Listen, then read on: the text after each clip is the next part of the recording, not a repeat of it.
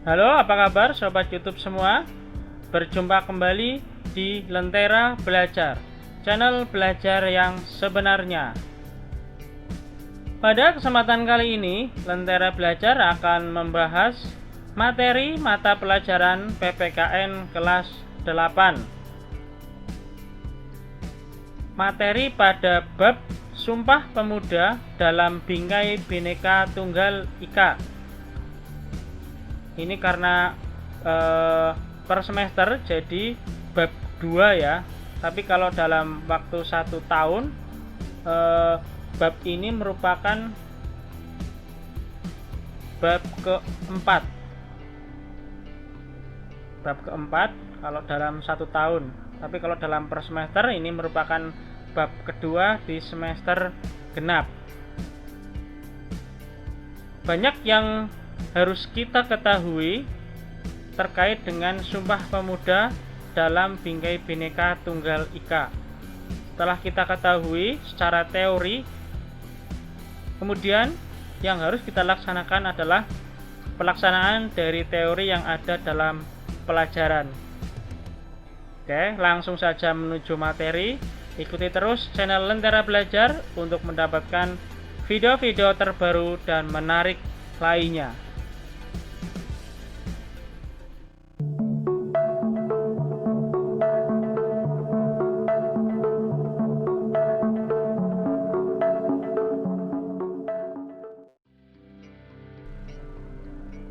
Peran perjuangan pemuda dalam organisasi kepemudaan.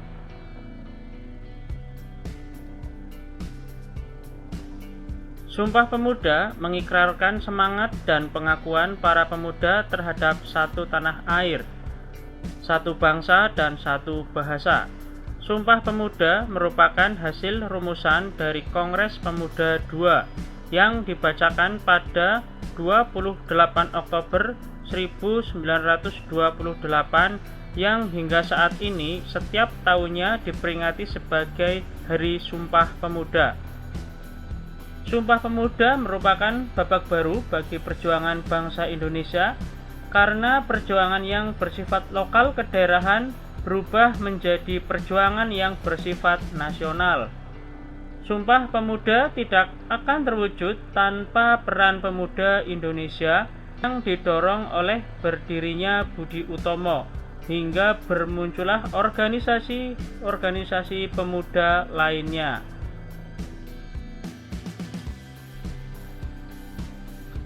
Organisasi setelah Budi Utomo. Setelah Budi Utomo lahir, kemudian terbentuklah organisasi-organisasi kepemudaan yang lainnya. Yang pertama yaitu organisasi Trikoro Darmo.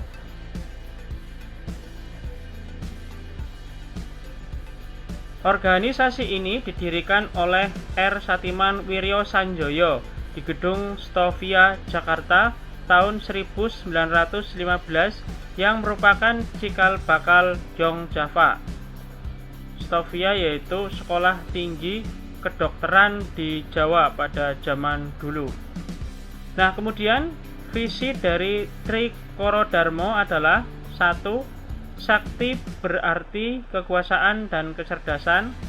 2. Budi berarti bijaksana. 3. Bakti berarti kasih sayang. Ini merupakan visi dari Trikoro Darmo yang merupakan visi yang sangat bagus untuk memicu semangat nasionalisme bangsa Indonesia. Kemudian tujuan dari Trikoro Darmo sendiri adalah yang pertama, mempererat tali persaudaraan antar siswa-siswi Bumi Putra pada sekolah menengah dan kejuruan. Yang B, menambah pengetahuan umum bagi anggota. Kemudian yang C, membangkitkan dan mempertajam peranan untuk segala bahasa dan budaya. Setelah ada visi, kemudian ditunjang ada tujuan. Nah, Trikoro Darmo sendiri mengubah namanya menjadi Jong Java dalam kongres pertamanya di Solo pada tanggal 12 Juni 1918. Kongres juga menetapkan perubahan haluan organisasi dari semula organisasi non-politik menjadi organisasi politik.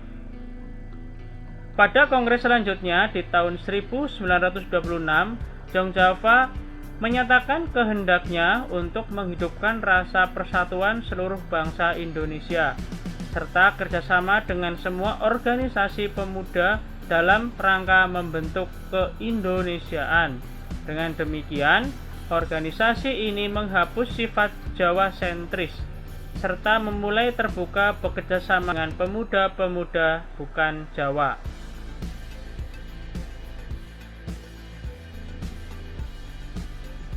Organisasi pemuda yang berikutnya yaitu yang kedua, Jong Sumatranen Bond. Jong Sumatranen Bond berdiri tahun 1917 di Jakarta.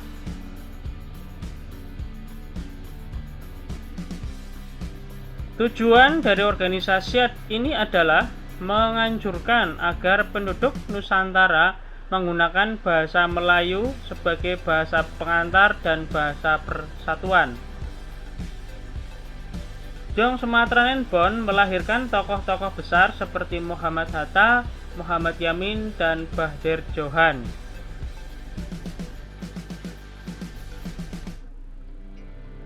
Kemudian organisasi kepemudaan lainnya yaitu ada Jong Ambon, didirikan pada tahun 1919. Ada Jong Minahasa dan Celebes, didirikan pada tahun 1900 sampai 1919. Kemudian ada Jong Sekarukun, ini didirikan pada tahun 1919. Ada kemudian Jong Islamitin Bond, didirikan pada tahun 1925. Kemudian ada Jong Batak Bond, didirikan pada tahun 1925, dan Jong Betawi didirikan pada tahun 1927. Kebanyakan organisasi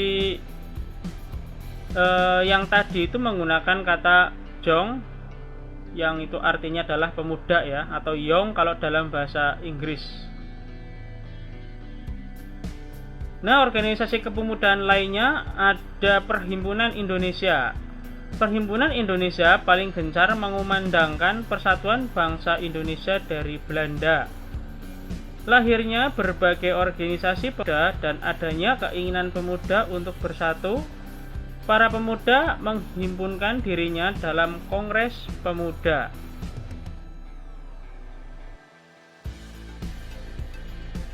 Kongres Pemuda I.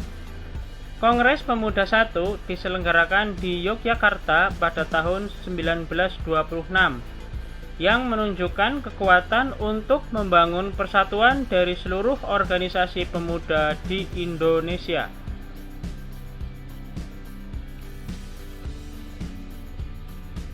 Kesepakatan pemikiran Kongres Pemuda I.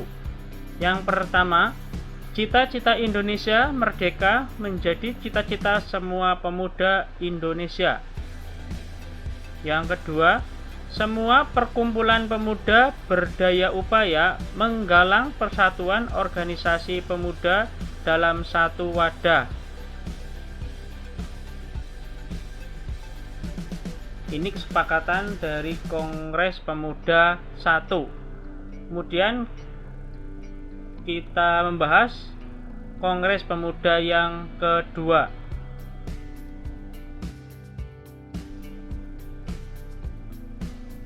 Kongres Pemuda II. Kongres Pemuda kedua dibagi menjadi 3 tahapan. Ada rapat pertama, ada rapat kedua, dan rapat penutup.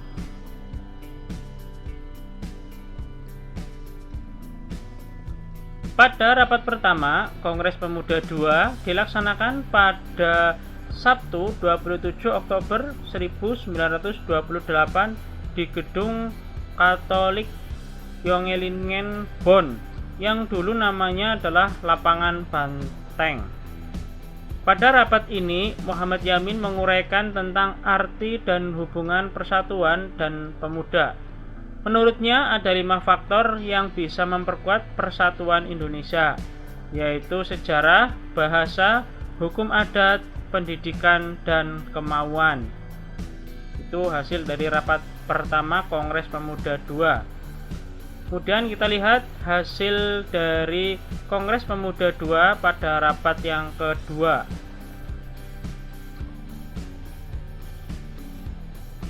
Hasil rapat kedua dilaksanakan pada Minggu 28 Oktober 1928 di Gedung Osjava Bioskop, membahas masalah pendidikan. Purnomo Wulan dan Sarmidi Mangunsarkoro berpendapat bahwa anak harus mendapat pendidikan kebangsaan. Harus ada keseimbangan antara pendidikan di sekolah dan rumah, dan anak harus dididik secara demokratis.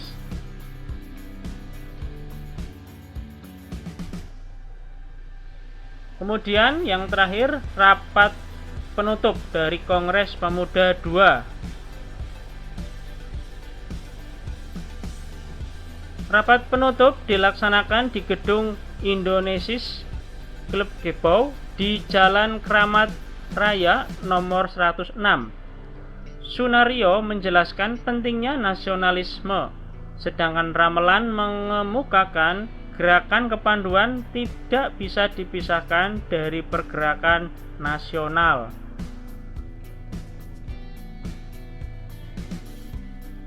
Dalam rapat terakhir muncul konsep Sumpah Pemuda. Rumusan ditulis oleh Muhammad Yamin pada selembar kertas yang disodorkan kepada Sugondo ketika Mr. Sunario tengah berpidato pada seksi terakhir Kongres. Nah, Mr. Sunario ini sebagai utusan kepanduan. Kemudian sumpah itu dibacakan oleh Sugondo dan kemudian dijelaskan panjang lebar oleh Muhammad Yamin. Nah, sumpah itu yang dibaca oleh Sugondo merupakan Sumpah Pemuda.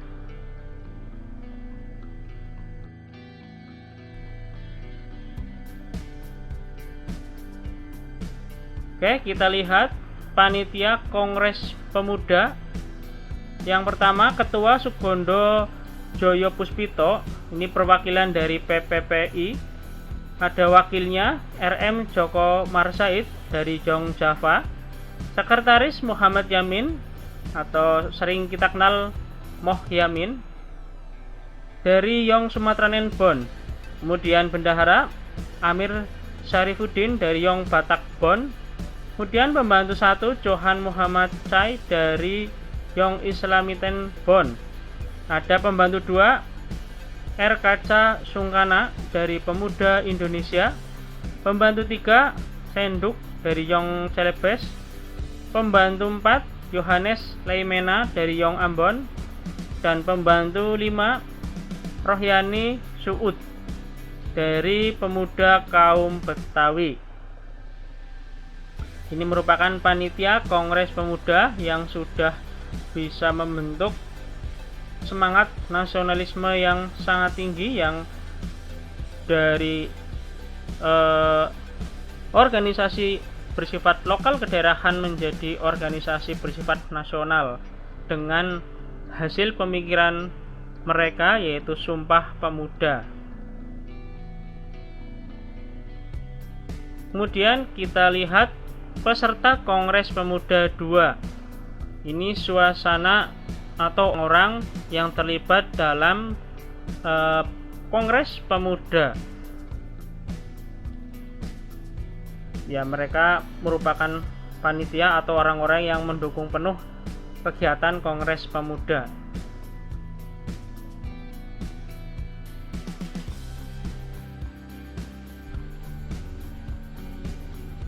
Kita lihat teks dari Sumpah Pemuda. Ya, yang pertama ini ada teks asli, merupakan putusan Kongres Pemuda-Pemuda Indonesia. Ini masih menggunakan ejaan lama. Kemudian kita lihat isi Sumpah Pemudanya saja.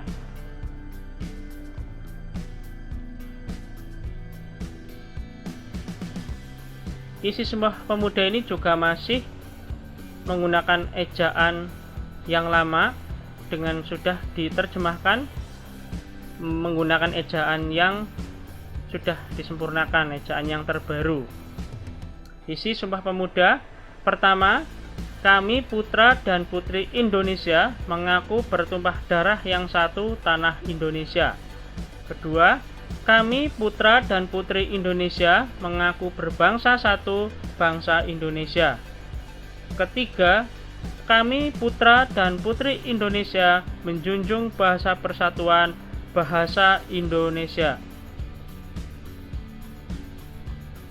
Isi dari Sumpah Pemuda ini kemudian akan diuraikan di slide berikutnya agar nanti lebih jelas isi Sumpah Pemuda pertama, kedua, ketiga itu seperti apa.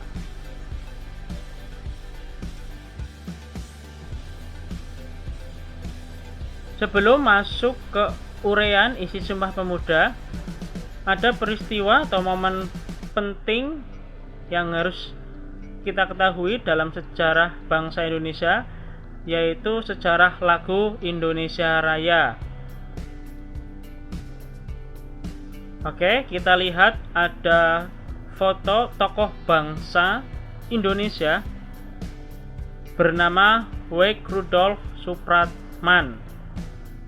Mungkin nama ini agak asing bagi kita, tetapi ketika disingkat namanya akan menjadi familiar. Ketika disingkat yaitu W.R. Supratman. Mungkin sudah ada tebakan siapa W.R. Supratman.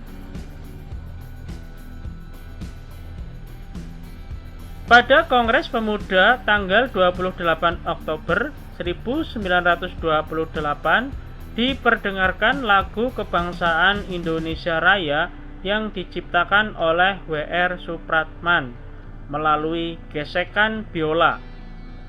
Lagu Indonesia Raya dipublikasikan pertama kali pada tahun 1928 pada mencetak surat kabar Sinpo dengan mencantumkan teks yang menegaskan bahwa lagu itu adalah lagu kebangsaan.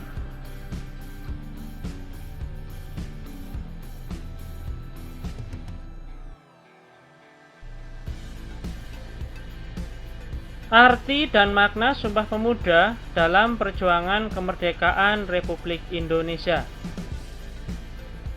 Bait pertama, kami putra dan putri Indonesia mengaku bertumpah darah yang satu tanah Indonesia. Tanah Indonesia adalah seluruh wilayah Indonesia baik di darat dan di laut. Negara Kesatuan Republik Indonesia memiliki luas wilayah daratan dan lautan 5.180.053 km persegi, yang merupakan negara terluas ketujuh di dunia. Sebagai warga negara, kita bangun kecintaan dan kebanggaan terhadap tanah air Indonesia sekarang ini dengan aksi nyata seperti menjaga dan memperhatikan lingkungan sekitar kita. Ini merupakan arti dan makna dari Sumpah Pemuda bait pertama. Perlu kita tahu dan laksanakan.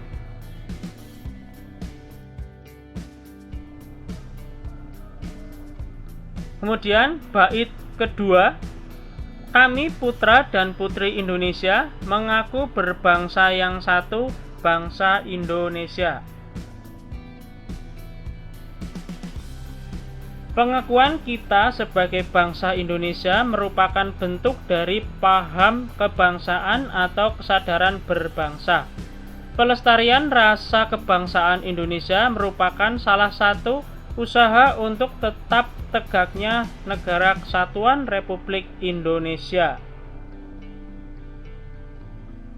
Sebagai bangsa, kita tetap harus optimis atas tetap terpeliharanya rasa kebangsaan dan dapat dijadikan pijakan untuk usaha-usaha memelihara dan meningkatkan rasa kebangsaan Indonesia itu sendiri.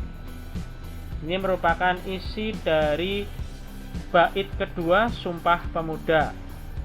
Kemudian bait yang ketiga adalah kami putra dan putri Indonesia menjunjung bahasa persatuan bahasa Indonesia.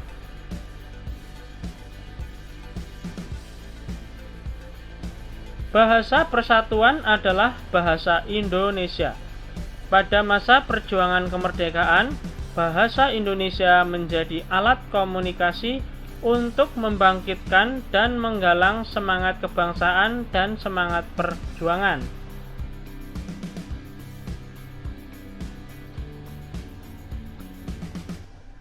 Kenyataan sejarah itu berarti bahwa bahasa Indonesia sebagai bahasa persatuan telah berfungsi secara efektif sebagai alat komunikasi antar suku, antar daerah, dan bahkan antar budaya.